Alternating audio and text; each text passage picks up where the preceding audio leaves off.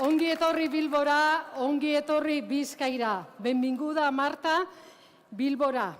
Algunos te dirían que a la capital del mundo, pero vamos a ser un poco más humildes y te vamos a decir ongi etorri al corazón de Euskal Herria. Porque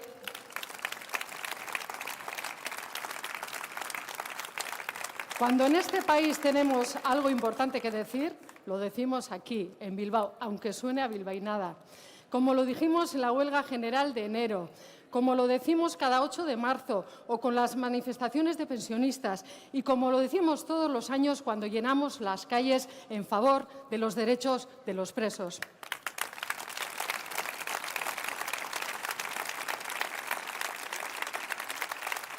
Y como lo estamos diciendo aquí ahora también, Bilbao es la capital de Vizcaya, el territorio donde se hace posible lo imposible. Ezinezkoa zirudielako EAJari irabaztea Durangon 40 urteren ostean eta lortu genuen. Eta ezinezkoa zirudien Galdakon eta lortu dugu. Eta Arrigorriagan ere, han gaude. Y lo hemos conseguido desde el compromiso, el trabajo, la escucha, barrio a barrio, debatiendo, consensuando, proponiendo, activando a la gente.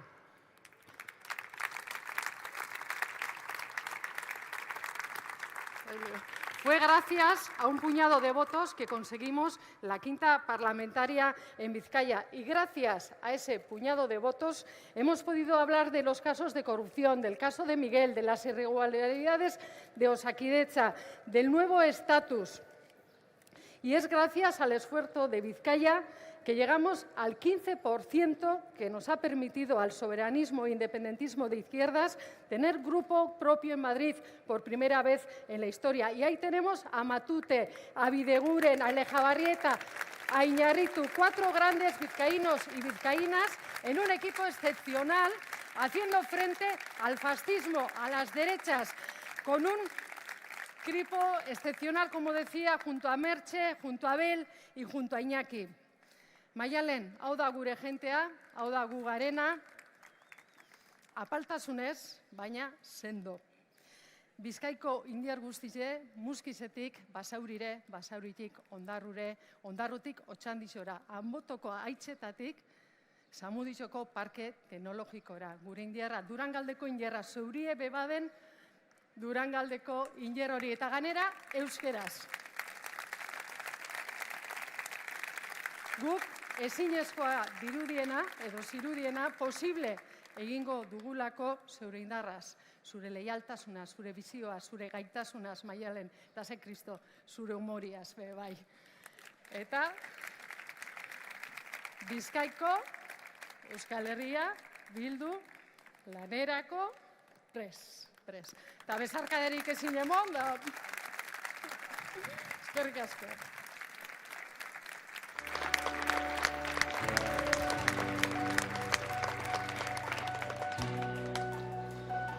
Eskerrik asko, Iasune.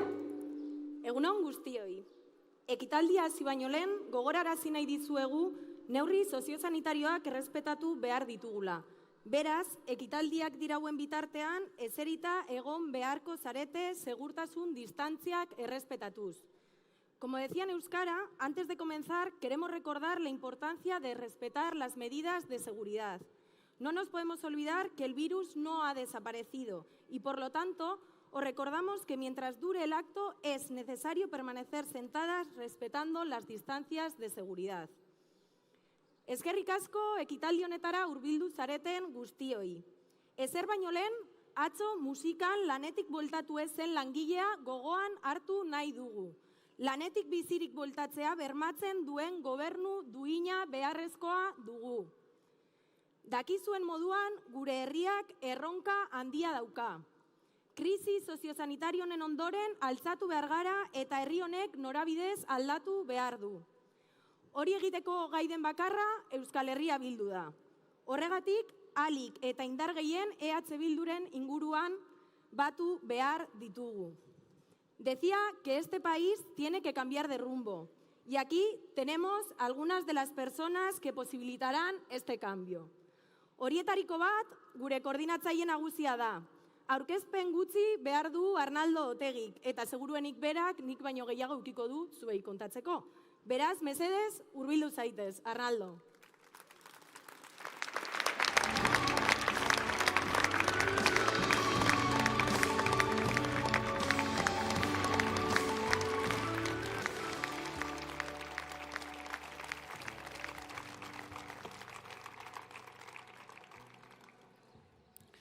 Eguardion Bilbo eta eguardion Bizkaia. Lehenik eta behin bi aipamen egin nahi ditut gogorapen gisara. Lehenik eta behin gogoan eta gogora ekarri nahi ditut falta direnak. Kartzeletan, erbestetan eta deportazioan dauden gure kideak. Eta bigarrenik, ongi etorria eman nahi diet Altsasuko gaztei.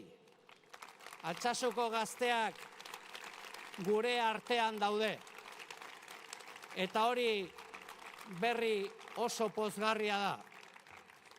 Porque al fin y al cabo los jóvenes de Altsasu han vuelto a su país. Ahora falta que las fuerzas de ocupación vuelvan al suyo.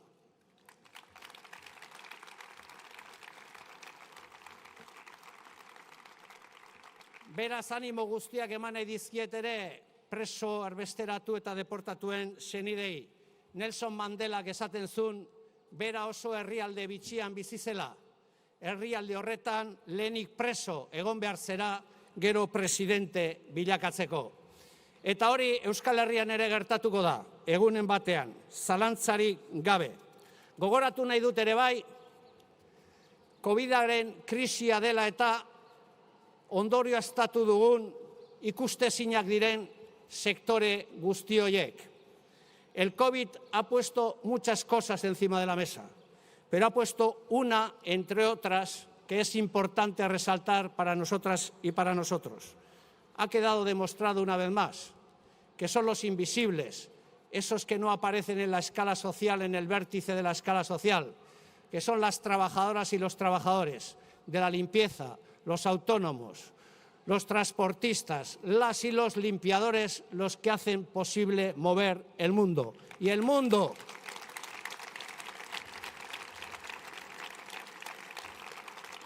eta mundua ezin daiteke eraiki beraien aurka, mundua beraiekin eraiki nahi dugu. Einstein solía decir que es posible y que es necesario simplificar los mensajes hasta un cierto punto. Eta nik uste dut guri ere hori dagokigula egitea. Guri ere hori dagokigu egitea. Eta askotan aipatu izan dugu eta berriro aipatuko dugu. Politika tresna bada. Gu ez gera politikoak, gu militante politikoa gara. Gure xedea ez da soilik gobernu batean egotea. Gure xedea estadu bat eraikitzea da. Gure xedea askapen nazional eta soziala da. Horregatik gera militanteak eta ez politikoak. Politika guretzat tresna bat besterik ez da, eta oso erretza da zertarako erabili daiteken tresna hau. La política consiste en hacer un diagnóstico de la situación, decidir si la situación te gusta tal y como está, y tercero, decidir si la quieres cambiar, cómo y con quién, o si quieres, por contra, entrar en la resignación. Esta es la definición de la política que hace la izquierda soberanista.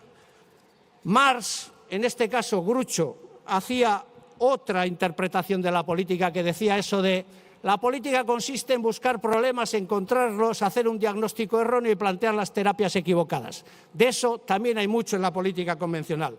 Gure aldiz da diagnostikoa egitea. Eta ze diagnostiko egiten dugu? Euskal Herriaren inguruan, munduaren inguruan, Europaren inguruan. Bi gezur borobil agerian gelditzen ari dira. Gero eta ageriago gainera, Espainiar transizio demokratikoarena eta neoliberalismoak osatutako imaginario kolektiboarena. Hay dos grandes mentiras que están cayendo, no solo en nuestro país, en el conjunto del planeta. En nuestro país y en el Estado está cayendo la gran mentira de eso que algunos denominaron la transición democrática española. La transición democrática española consistió en dar impunidad a los franquistas y en mantener la propiedad privada y en negar el derecho a la libre determinación de los pueblos. Pero esto ahora se puede resumir de una manera mucho más simple. La transición democrática española consiste en un jefe de Estado nombrado por un dictador que cobraba comisiones desde que era príncipe a cambio de los barriles de petróleo que importaba el Estado español y que además se llevaba el dinero a Suiza. Y además de todo eso consiste en la tortura sistemática que se ha aplicado contra la disidencia política. Y además de todo eso, hemos sabido algo que ya sabíamos, que Felipe González organizó una trama criminal para matar a los disidentes vascos, pero no fue solo él, ya venía de antes, porque la tortura y la guerra sucia son connaturales con el modelo de la transición democrática española. ¿De qué coño de democracia nos están hablando? No queremos vivir en ese Estado español.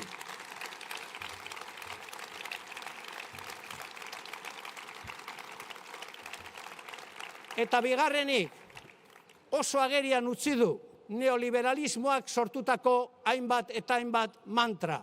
Kuriosoa da, krisi ekonomikoak sortzen direnean, denak egiten dira sozialistak. Orain enpresak salbatu behar dira diru publikoarekin. Orain administrazio publikoak enpresetan parte hartu behar du. Orain denen artean egin behar dira gauzak. Eta gauzak ondo dijoaztenean? Orduan privatizatu egiten dira etekinak. Orduan dena privatizatzen da, gure bizitza, gure lana, gure etxe bizitza, gure zaintza, dena privatizatu egiten da.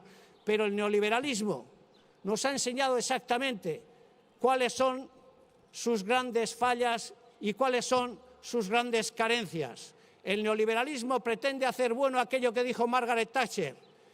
La comunidad ya no existe, ahora existe el individuo. Y ahora la pregunta es, ¿cómo se hace frente individualmente a los retos que nos ha planteado el COVID, o que nos plantea el cambio climático, o que nos plantea la transición digital, o que nos plantea la soberanía de los pueblos? ¿Cómo se hace a eso frente de manera individual? No se puede hacer. Y nosotros y nosotras hemos sacado una conclusión que la vamos a exponer, que ya la exponíamos antes, pero que la vamos a seguir exponiendo. No podemos permitirnos el lujo de perder tiempo. No podemos permitirnos el lujo de no ser radicales en determinadas cuestiones. Hay que ser radical en el combate del cambio climático. Hay que ser radical en lo que respecta a los salarios de hombres y mujeres. Hay que ser radical en el reparto de la riqueza. Hay que ser radical en el tema de la soberanía, porque no tenemos tiempo y el capitalismo está condicionando la propia vida en el planeta. Por eso tenemos que ser radicales en el mejor sentido de la palabra, porque hay una cosa que tenemos que dejar clara.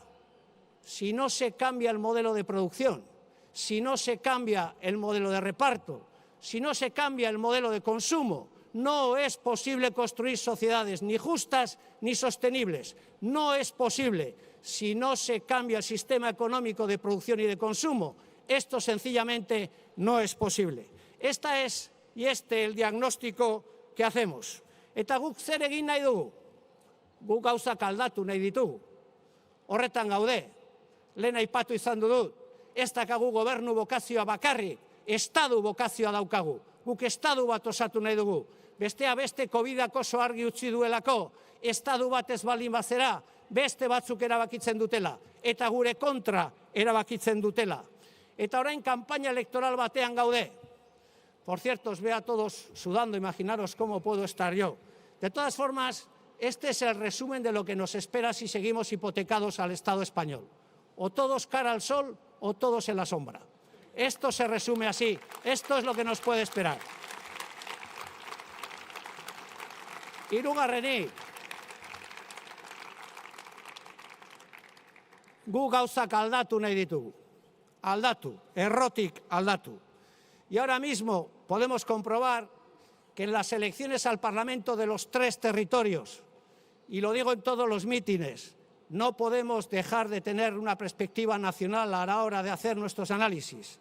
Nosotros y nosotras no representamos un proyecto para 3 territorios, representamos un proyecto para el conjunto del país. Y en estos 3 territorios ahora hay unas elecciones, y desde nuestro punto de vista, estas elecciones se desarrollan entre 2 espacios que abrazan la renuncia y la resignación, y un espacio que lo que busca es cambiar las cosas, recuperar la soberanía y construir el país desde abajo con los sectores invisibles, haciéndolo justo económica, social y políticamente. Hay un espacio para la renuncia nacional.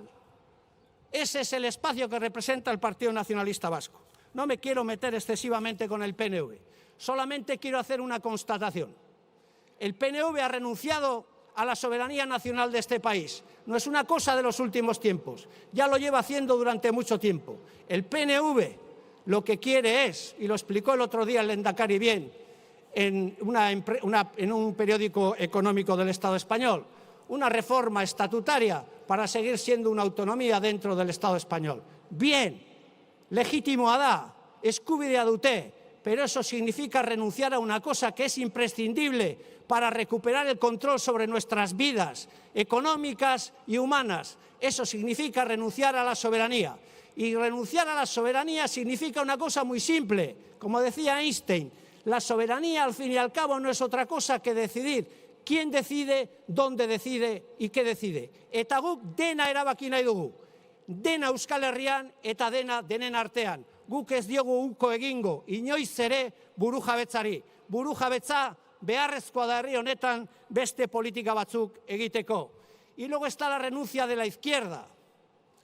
De esa izquierda que antes sacaba muchos votos en la margen izquierda y que no hace sino ser el bastoncillo del Partido Nacionalista Vasco para construir, ¿qué? Un gobierno ni abertzale ni socialista, ni saben ni pueden ni quieren. Esta es la fórmula que han elegido. Por cierto, que el otro día decía José Antonio Pastor en la radio, tampoco me voy a meter mucho con el PSOE, que no es en estos momentos un actor relevante en la política vasca. Decía que Euskal Herria Bildu tiene un largo recorrido por hacer todavía. Y tiene razón. Nosotros tenemos un larguísimo recorrido, el que va desde ahora hasta la proclamación de la República Vasca. El recorrido que tienen ellos es cero.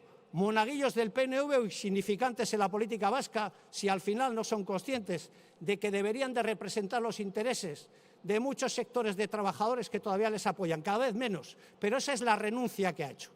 Eta Euskal Herria Bildu zer da? Errenuncia egiten ez duen esparrua, independentzia eta burujabetza aldarrikatzen duen esparrua, ezkerretik egiten duena, hori da Euskal Herria Bildu. Kultur ezberdinak batu eta fronte zabal bat eraiki duen ezker independentista da Euskal Herria Bildu. Eta egun hauetan esaten ari naiz, Euskal Herria Bildu igo ingo da hauteskunde hauetan, portzentajetan eta eskainotan, baina zabalduko gera ere beste sektoreetara, eta ikusiko dezute, zergaitik errenuntzia egiten duten sektore horiek, jende asko umezurtz uzten ari direlako, eta umezurtz dauden sektore horiengan, guk erreferentzia bat bilakatzen ari gara. Nosotros y nosotras somos la izquierda que suma y multiplica. Hemos hecho un frente amplio dentro de Euskal Herria Bildu. Todavía hay sectores que no están en Euskal Herria Bildu, pero hay sectores cada vez más huérfanos y más huérfanas de esos espacios que dejan y que apelan a la renuncia nacional o a la renuncia social. Y Euskal Herria Bildu no solo va a crecer, que va a crecer electoralmente, y además en escaños, y además en porcentaje de votos. Euskal Herria Bildu tiene que crecer también en lo horizontal, tiene que ser cada vez más el referente de todos y todas los que quieren construir este país de una manera diferente. Para eso hay que tener la mente abierta. Einstein decía, ya sabéis que cito mucho a Einstein porque todo el mundo cree que Einstein solo hizo la teoría de la relatividad, pero Einstein también defendió la economía socialista. Esto es algo que tampoco cuentan, pero lo hizo. Y por lo tanto, eso demostraba que era un hombre muy sabio, que además de la teoría de la relatividad planteaba una economía de carácter socialista. Esos sectores tienen que encontrar en nosotros y en nosotras el referente del soberanismo y de la izquierda. Y habrá nuevas aportaciones en este sentido. Yo os digo, esta semana veremos nuevos sectores que ven en Euskal Herria Bildu, la única opción de izquierdas que existe en el país. Horregaitik, lagunak, gaur eta bukatzen juteko. Badakizute askotan esaten dudala bukatzen jugo naizela, ez? Bueno, hau da lehenengoa. Bukatzen juteko, uztailan 12an aldaketa egonkortu egin behar da. Aldaketa ez da izango bat-batean gertatzen den gauza bat. Aldaketa denbora behar du. Guk askotan esaten dugu baloretan herri honek gurekin bat egiten duela. Eta horre fruituak emango ditu. Aldaketa egonkortu egin behar da. Mobilizazio orokor bat egon behar da. Mobilizazio erraldoi bat egon behar da. Bozka abertzale, soberanista, independentista eta ezkerrekoa joan behar da bozkatzera. Horrek indartu egingo duelako herri honen etorkizuna. Horregaitik egiten diet dei. Mundu guztiari, hemendik igandera, mobilizazio erraldoi bat behar da. Etxez etxe, lantegi, herriz herri eta auzoz auzo. Eta horretara konbokatzen ditugu, sektore aurrerakoi guztiak, movimendu feminista, langile movimendua, gazteak, pensionistak, intelektual zintzoak, denak daukagu konbokatoria bat uztailaren 12an, eta gero uztailaren 13an ere bai. Zeren eta hemen, mobilizazio orokorrarekin batera, gauza bat argi utzi nahi dugu. Hemen opzio bakarra dago, ezkerretik, irabazteko aukerak dituena. Opzio bakarra dago hemen, eta botoa konzentratu egin behar da. Eta opzio hori Maialen Iriarte lideratzen du, eta Euskal Herria Bildu da. Eta hori da egin behar duguna hemendik aurrera. El 12 de julio. Hay que consolidar las inercias del cambio. Os he comentado en muchas ocasiones que en el tema de los valores, este es un país que conecta bien con el proyecto estratégico de la izquierda independentista. Los valores de la gente y nuestros valores se asemejan mucho, pero el cambio no es algo que se va a dar de un día a otro. Hay que trabajarlo, hay que perseverar. Algunos renuncian, otros se resignan, nosotras y nosotros no. Nosotras y nosotros vamos pueblo a pueblo, hablamos con la gente, le miramos a los ojos y le decimos que no hay nada más bonito que construir un país más justo y un país más libre. Por eso el 12 de julio hay que consolidar esa inercia, hacernos todavía más fuertes. Y por eso convoco a todos los intelectuales honrados del país, a las mujeres, a los jóvenes, a los educadores, al movimiento obrero, a los jóvenes, a todo el mundo, a que se ponga en marcha una gran movilización general, porque aquí hay partido y porque aquí nada está decidido.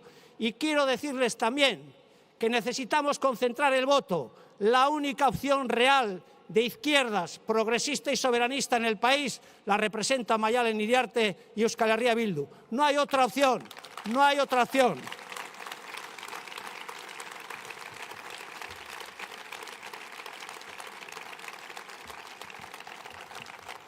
Beraz, lagunok, anai arrebok, kamaradak, gu oso lasai gaude. Gu gauzak lasaitasunez egiten ditugu. Jendeak seguridadea behar du. Jendeak konfiantza behar du. Jendeak esperantza behar du. Eta gu guzti hori emateko prest gaude. Konfiantza, seguridadea, esperantza. Beste mundu bat posible da. Noski, nola ez da izango bat posible. Ero norbaitek nahi du egungo munduan bizitzea. Ikusi ditugu COVID-arekin ze gauza gertatu diren. Ikusi dugu jendea oso kezkatua osasunarekin, eta arrazoia du.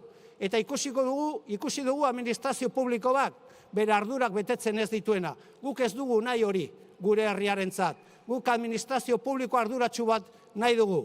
No vale siempre estar diciendo que la culpa es de los demás. Esto es algo que hace la administración de Urkullu permanentemente. Si se producen rebrotes es porque los jóvenes no cumplen las medidas de seguridad. Esa es toda su responsabilidad. Si se cae el vertedero de Zaldívar es culpa de la empresa a la que le han dado otro contrato ahora. Si se producen todas las catástrofes no es culpa. Si no se pueden complementar las pensiones, Madrid. Y si pasa cualquier cosa, la culpa es de Euskal Herria Bildu. No queremos vivir en un país en donde su administración pública no asume sus responsabilidades. Y lo que decimos es, sí, hay que nacionalizar la gestión de los vertederos. Sí, hay que construir un sistema público de cuidados para la gente. Sí, porque aquí a algunos que les gusta hablar mucho de ética, les tenemos que decir una cosa. Para la izquierda, para los soberanistas, para nosotras y nosotros, mercantilizar la vida, privatizar la vida y hacer negocio con sectores como la educación, la sanidad o los cuidados, eso sí que es inmoral, eso sí que es ético, porque eso es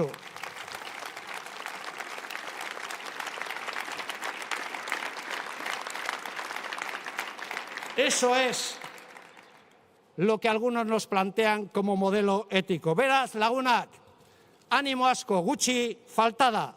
Recordar que, como dijo Mandela, un ganador es un soñador que nunca se da por vencido. Y ahora os voy a dar una última recomendación. Cuando discutáis con alguien o cuando alguien os diga cosas que no tienen ni pies ni cabeza, siempre tenemos la tentación de discutir. Os voy a dar un consejo de Mark Twain, un romántico, un escritor y un aventurero. Nunca discutáis con un estúpido, porque te hará descender a su nivel y te ganará siempre por experiencia. Gora Euskal Errepublika! Gora guta gutarrak!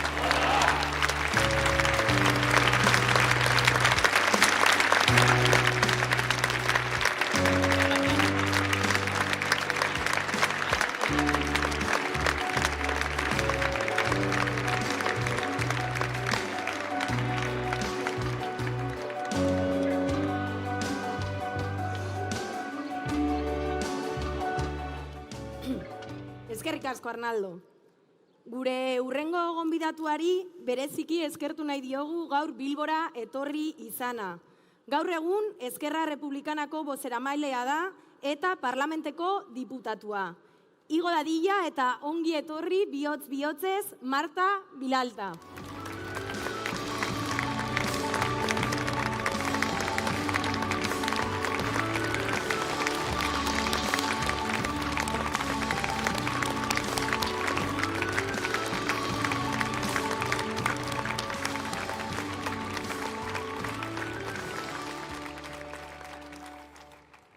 Egunon Bilbo, es un placer hoy compartir este acto con vosotros y participar en este acto en Bilbao, el corazón del País Vasco, como decía antes la compañera. Abrazos de toda la familia republicana, de toda la familia de Esquerra Republicana de Cataluña, que hoy os mandan aquí toda la solidaridad y el apoyo.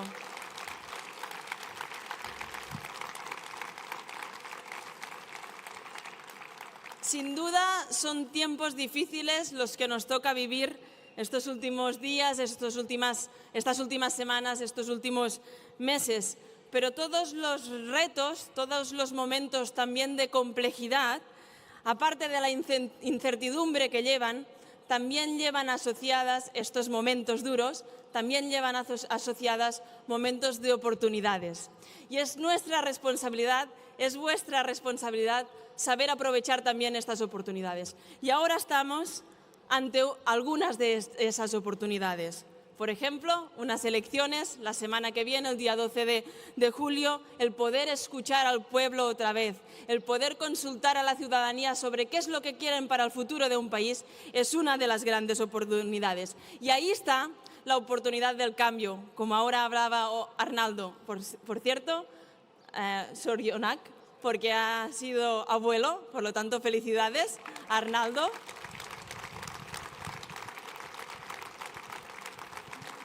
Pero como él decía, es momento de cambio, es momento de hacer pases firmes adelante, de dar más fuerza a los proyectos, al proyecto progresista, a las políticas progresistas e independentistas, de pensar también en todo el mundo, en aquellas personas también, las más invisibles, las que ahora se han visto que eran esenciales para superar un momento de complejidad como el que hemos visto. Otra oportunidad, la que será la necesaria reconstrucción después de estos momentos de parálisis del mundo, también del país. Esta es otra de las oportunidades que tenemos delante, que tenéis delante y que debemos saber también aprovechar. Hemos resistido, nos ha tocado resistir a todos y a todas ante un virus que ha paralizado el mundo entero. Pero sin duda, ahora después de la resistencia, de resistir, toca reconstruir. Y esta reconstrucción tiene que poder pasar para poder poner los fundamentos, las bases a lo que va a ser la República Vasca en vuestro caso y la República Catalana en nuestro caso.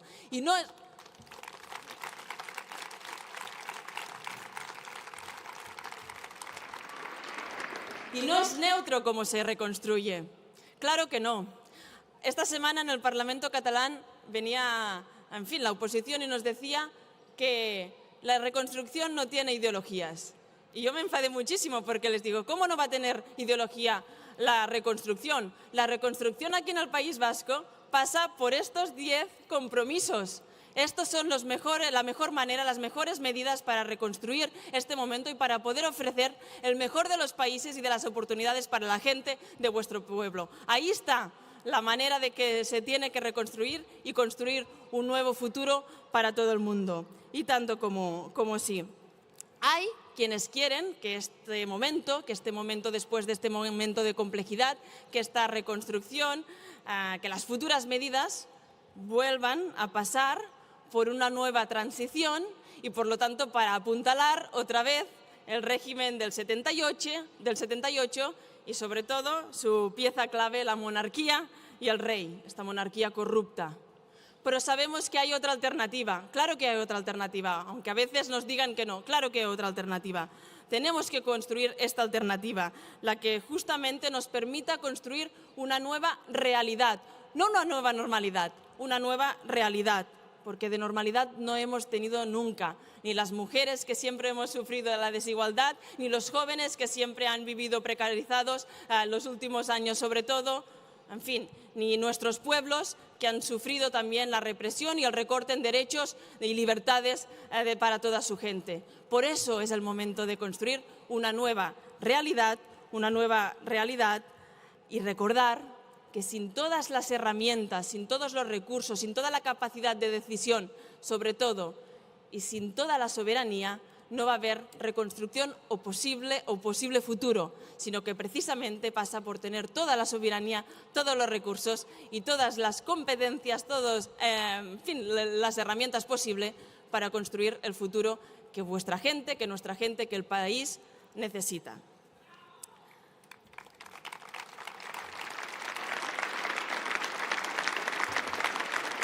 Y por todo esto, sabemos, estamos convencidos, como sabéis vosotros, como sabe muchísima gente ya aquí, que EH Bildu es la mejor opción posible y obviamente Maialen, la mejor candidata al Lehendakari posible para encabezalar este proyecto y para poder liderar ese futuro de oportunidades para todo el mundo.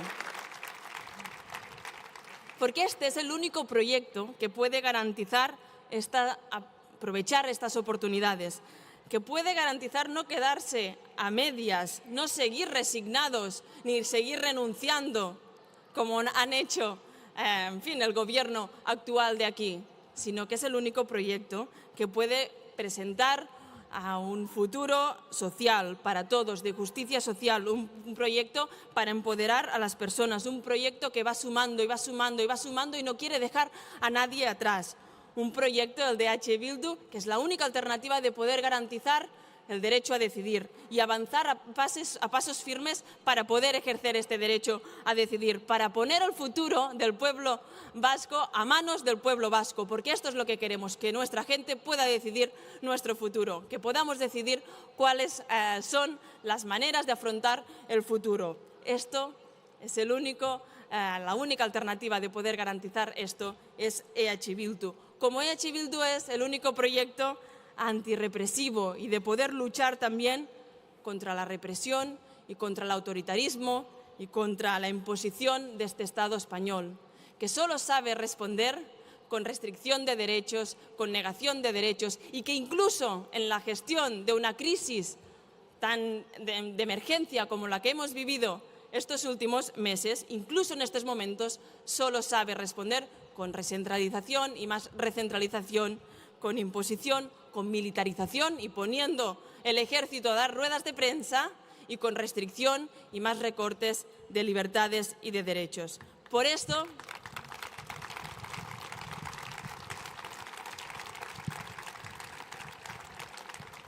decimos que aquí estáis, los que tenéis que ser los protagonistas y las protagonistas del futuro que viene a vuestro país, a vuestro territorio. Y por esto decimos que el proyecto de EH Bildu que representáis también cuenta con toda la solidaridad y todo el apoyo de Esquerra Republicana de Cataluña, del independentismo de izquierdas catalán. Ahí estamos para daros todo el apoyo, toda nuestra solidaridad,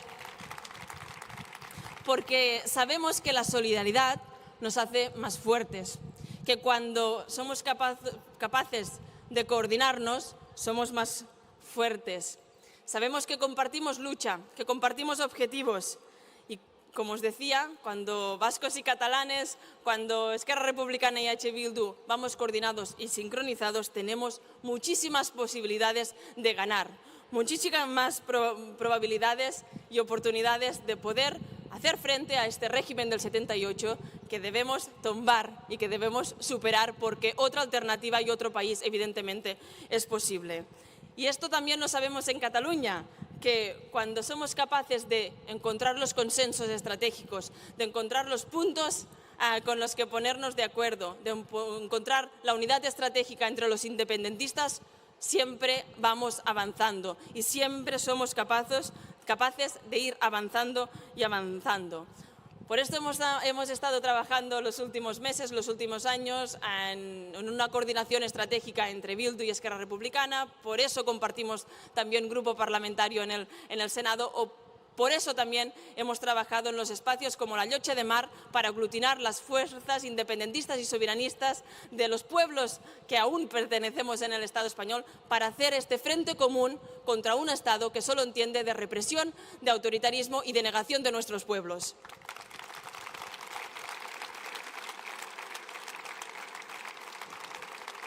Y no termina aquí. Seguiremos y seguiremos y seguiremos para hacer esta alianza, para tomar el régimen del 78 y para ganar las libertades y los derechos y este país que os merecéis y que nos merecemos. Por lo tanto, mucha suerte a todos y a todas. El pueblo vasco tiene la más grande de las oportunidades, como os decía al principio.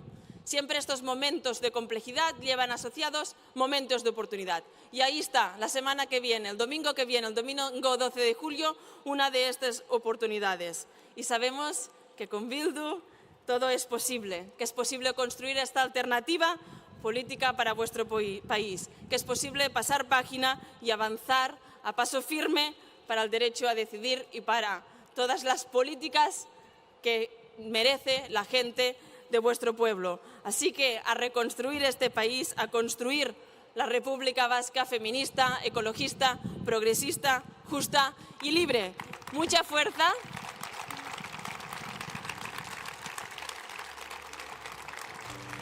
Mucha fuerza, porque como decía también Arnaldo, como más fuerte sea EH Bildu, sea vuestro proyecto, mejor será para la gente de este país. Contad con nuestro apoyo, con nuestra solidaridad.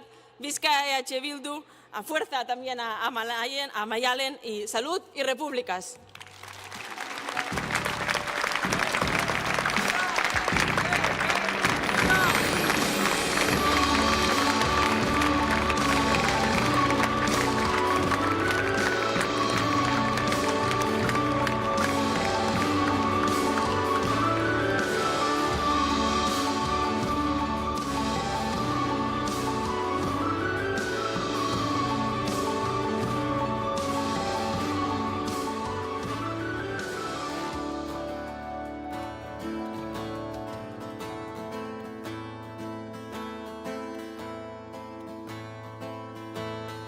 L'avi si se'n parlava de bon matí has portat, mentre el sol esperava i els carros veien passar.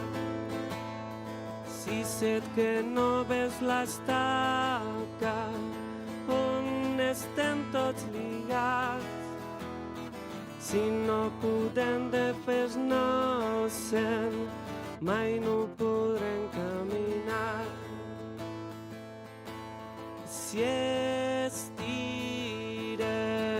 tots, ella caurà i molt de temps no pot durar. Segur que tomba, tomba, tomba, ben corcada deu ser ja. Si tu l'estimes,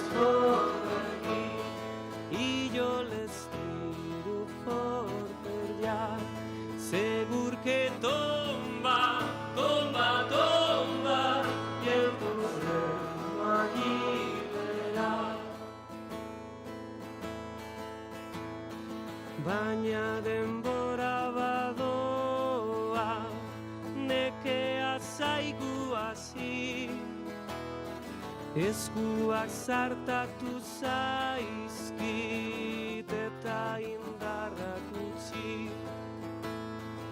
Usteltzen badago ere, karga badu oraindik, berriz arnaz hartzeko ezaigun elkarrekin.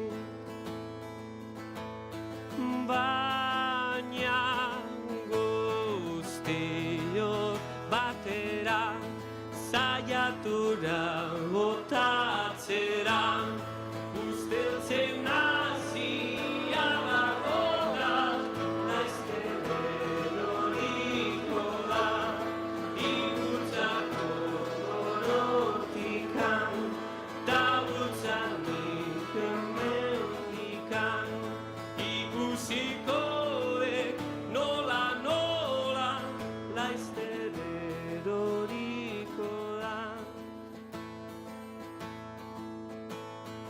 Agure zarra falta da, beretze ondotik, haizetzar batek hartuta eraman du emetik. Haur batzuk ikusten ditut eta inguraturik, aitona zarraren kanta nahi dieterak utzi. Si ez diren totzeiak ahora y moldeten no puedo durar, segur que tomba, tomba, tomba, bencorcada Deus ella. Si tú les tiras por aquí y yo les tiro por allá, segur que tomba, tomba, tomba y el problema liberar, baina guztiok batera, saiatura botatzera, usteltzen hasia dago da, laizter eroriko da, ikutzako gorortikan, ta bultzanik hemendikan, ikusikoek nola laizter eroriko da.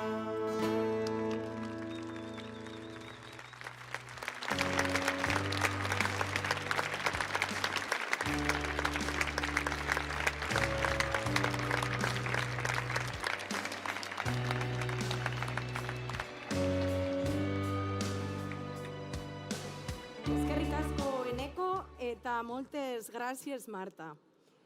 Azken asteetan alde batetik bestera ibili da elkarte, kolektibo eta herritar askoren iritziak jasotzen eta aldi berean Euskal Herria Bilduk herri honetarako daukan proposamen eta konpromesoak azaltzen. Gaur hemen Bilbon, gure eta zuen lehendakaria Maialen Iriarte.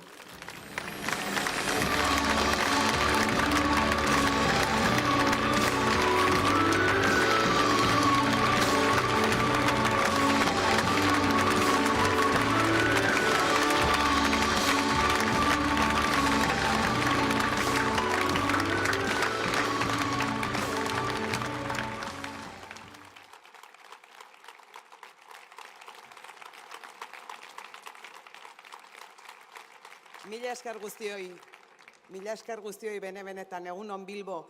Utziko didazue lehenik eta behin Arnaldo Tegiri zorionak ematen. Eta esan nahi dizut Arnaldo, zure iloba hori besotan hartzen duzunean, esateko nire partetik belarrira, 11 konpromiso hauetaz gain badagoela 12. bat, nire aldetik eta Euskal Herria Bildu osatzen dugun guztion aldetik. Ez dugula etxiko. beti borrokatuko garela herri honen askatasunaren eta independentziaren alde. Ez dugula etxiko.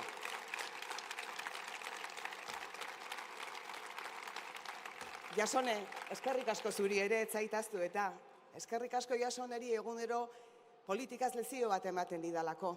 Egunero alboan sentitu izan dudelako. Bizitza berri hau elkarrekin hasi genuelako. Eta izan direlako momentu alaiak, momentu ez hain alaiak, kotxean partekatu ditugun uneak, partekatu ditugun musikak, etzen posible izango niretzat bide hau, Jasone bezalako pertsonak alboan ez baleude.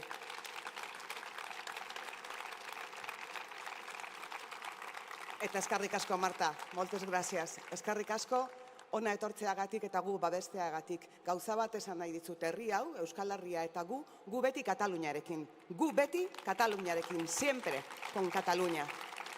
Siempre con Cataluña y siempre luchando con vosotras, desde la izquierda, desde el feminismo, por una sociedad más justa, más libre, desde la empatía y desde la solidaridad. Y para comenzar, quiero mandar un abrazo a todos los presos políticos catalanes que tanto apreciamos en este país.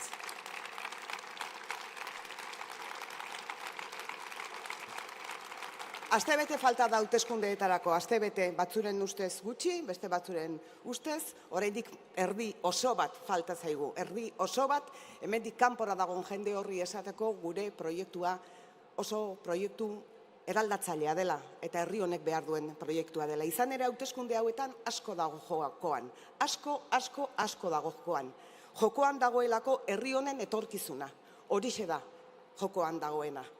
Datozen aste, hilabete eta urteetan hartzen ditugun erabakiak, herri honek datozen 10, 20, 30 urteetan izango dena erakutsiko dute. Norabide hori jarriko dugu. Horregatik asko dago jokoan. Eta bi aukera daude, bi aukera besterik ez daude. Prekarietate gehiago, beldurtuta bizi, soldata negargarriak, zerbitzu publikoa ahulak, eta horren garantia gaurko gobernukideak dira, PNV eta PS dira, berdin zaio bata edo bestea, igual da, edo egoera horren aurrean Euskal Herria Bilduk proposatzen duena, herri justu eta libre bat eraikitzea, jendea zaintzak erdigunean jarriko dituena, feminismoa erdigunean jarriko duena, eraikiko duena, atzean inor utzi gabe, herri bat osatuko duena, bi aukera horiek bakarrik daude. Ez dago beste aukerarik. Eta bi aukera horien artean, argi eta garbi, Juneri, esan diodan bezala, konpromiso oso handi bat hartzen dugu, bigarren aukera izan dadin, garaile aterako dena. Ni konbentzituta nago, konbentzitu zuek ere, konbentzitu zuen ingurukoak ere.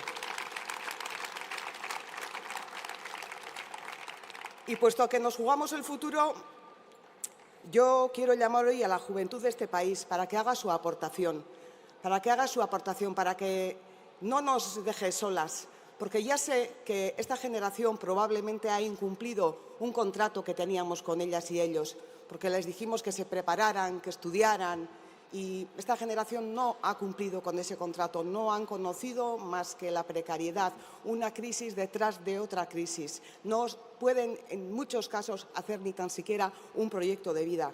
Pero creo que este es el momento del cambio, porque si no, están condenados a otros 40 años de la misma precariedad y de la misma situación. Uste dut, hau dela momentua, eta horregatik dei egin nahi diet gaur gaztei. Eta gaur ilusio berezia egiten dit, ikusi dudan argazki batek. Altsasuko Adur, Jokin eta Oianen argazkiak.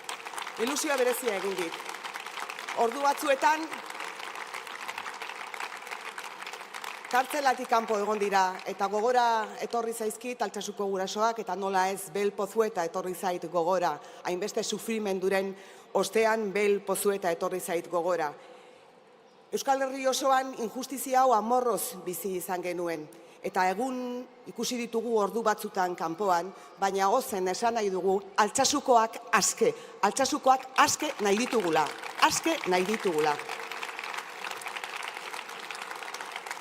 Altsasuko gazteak kartzelara eramatea eta 1000 egun pasaan egotea ez da kasualidade bat.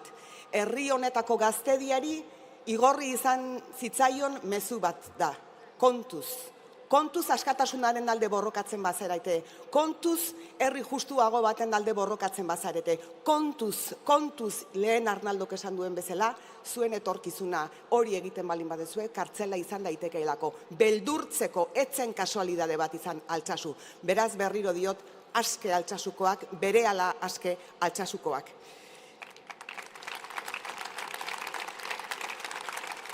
Eta nik horregatik gaur gaztei esaten diet ez etxitzeko, erantzun tinkoa emateko, inoiz baina erantzun tinkoagoa emateko datorren igandean, eta beraiek direla hain zuzen ere, etorkizunaren giltza, beraiek antolatuko dutela herri justu eta duin bat, eta beraiek gabe guk ezin dugula bide hau egin, zuek gabe, gazteak gabe ezin dugu herri hau eraiki. Beraz, etorri zaitezte gugana eta emaiguzue eskua orain ezin balin bada ere, ebatu eta lagundu herri hau eraikitzen. Euskal Herria Bilduk oso kontuan hartu du gaztedia 10 konpromiso hauek landu ditugunean, eta horregatik hitz egiten dugu 1.200 euroko soldata minimoaz, horregatik hitz egiten dugu alokairu publikoak edukitzeaz, horregatik hitz egiten dugu alokairuaren prezioa jaisteaz, horregatik hitz egiten dugu emantzipatzeko 300 euroko soldata bati buruz, presente izan zaituztegu. Presente izan ditugun bezala emakumeak gure 11 konpromiso hauetan guztietan erdi-erdian feminismoa dagoelako. Herri honek ezingo duelako irauli, herri honek ezingo duelako aldatu feminismotik egiten ez baldin badugu. Violentzia matxistaren aurka ezingo dugulako egin feminismotik egiten ez baldin badugu. Eta behin eta berriro kanpaina honetan esan dugun bezala, zero tolerantzia matxistak direnekin, eta emakumeen aurkako violentzia guztiekin. Zero.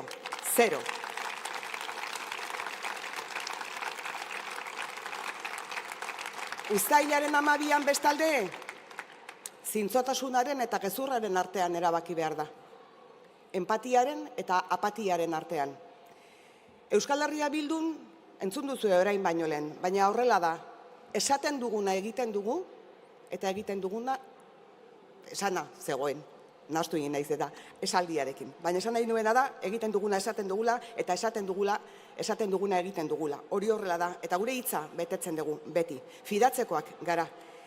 Euskal Herria Bilduk 10 erakundetan gobernatzen du, 10 erakundetan gobernatu du, eta inoiz ez du eskua kutxan sartu. Urkullu jaunak PNV markaz hitz egiten du. Eta gure herri askotan badakite zer esan nahi duen PNV markak. Agian arnasik gabe geratuko naiz, baina esango dizuet, Alonsotegi kasua, De Miguel kasua, Balenciaga kasua, Montai kasua, Osakidetza kasua, Bravo kasua, Gipuzkoako Ogasunaren kasua, Marguello kasua, Elorriaga kasua, Abidite kasua, Iriko kasua, Zubietako Angulak kasua, Bakio kasua, Zierbana kasua, Errigoiti kasua, Mallabia kasua, Iurbenor kasua, nahi dezue jarraitzea, izan ere arnasik gabe geratuko bain naiz. Euskal Herria Bilduk 120 alkatetza, baina gehiagotan ez du sekula inolako irregulartasunik izan, eta berriro diogu guk, iruzurrarekin, zero tolerantzia izango dugu. El 12 de julio, lo decía, hay que elegir entre la honestidad y la mentira, entre la empatía y la apatía. En Euskal Herria Bildu hacemos lo que decimos y decimos lo que hacemos. Hay que tener palabra, nosotras la tenemos y la cumplimos. Euskal Herria Bildu está gobernando y gobierna en decenas de instituciones y jamás hemos metido la mano en la caja, jamás la hemos metido y jamás la vamos a meter.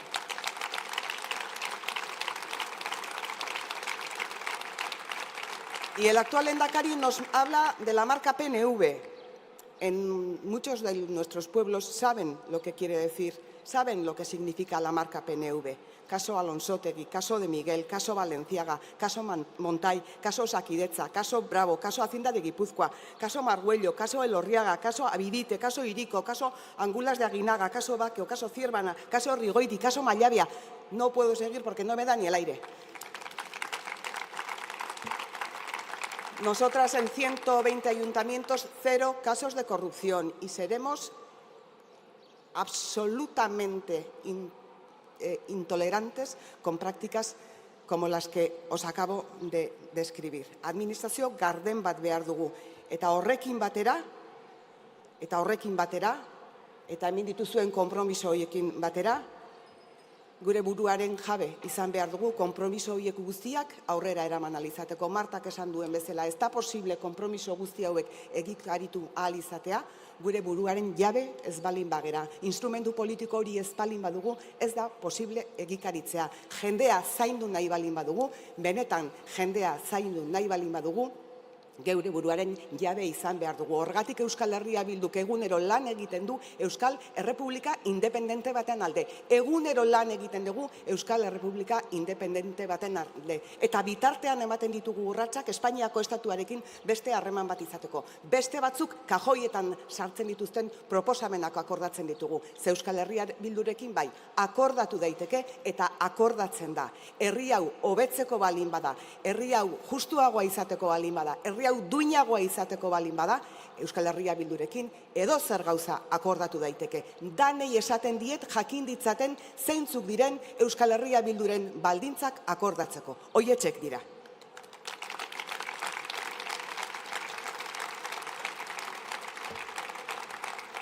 Bi aukera daude, 155ekin, 155 indarrean zegoenean esaten zutenekin ez zutela ezertxo ere negoziatuko, baina Espainiako estatuko aurrekontuak atera zituztenekin, edo herrien askatasunaren alde lan egiten dugun guztiekin. Eta uste dut oso argi daukagula zein den gure bidea.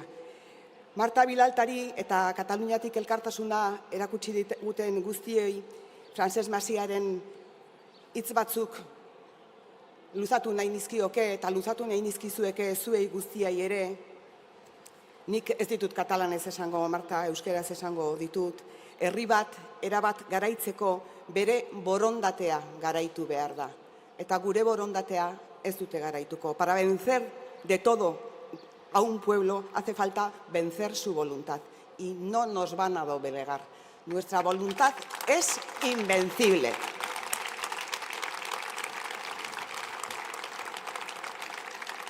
Ez dute gure borondatea gaindutuko, gurea askatasuna delako. Gora, Euskal Herria askatuta!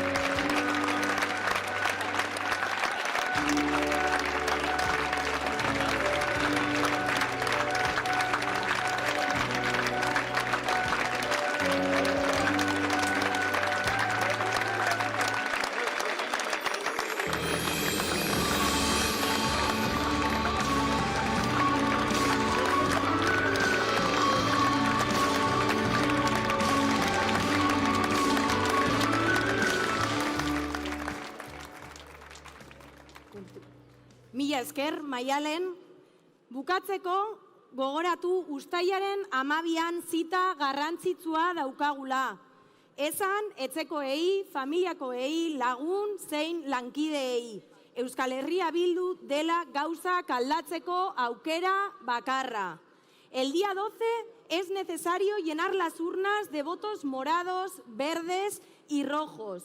Tenemos que aupar a Maialen y a Jasone y al resto de compañeras que conforman las listas de Euskal Herria Bildu. Que nadie se quede en casa. Gora Euskal Herria Bildu! Gora zuek!